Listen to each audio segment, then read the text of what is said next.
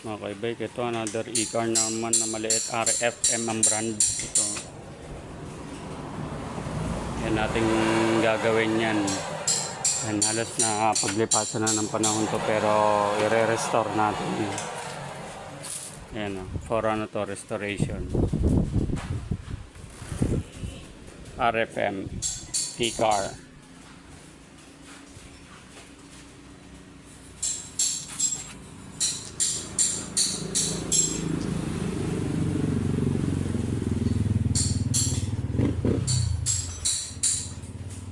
Ito po, ayusin natin mamaya yan. Konting linis lang muna tayo. Ayan, sa mga gusto magpa-reserve na ito, ayan o. Second hand lang tayo, second hand. For restoration to.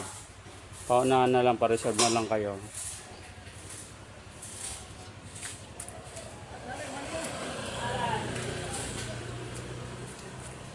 E-car, available now.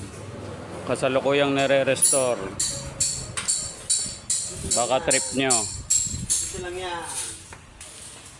Ay mga boss, oh. RFM, e-car, small.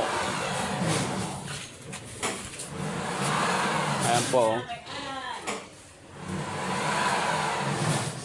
Pag natapos siya, maganda na yung mga boss, sir. Mga ka-e-bike natin dyan. Pa-reserve nyo na lang. PM lang sa akin. Thank you, thank you.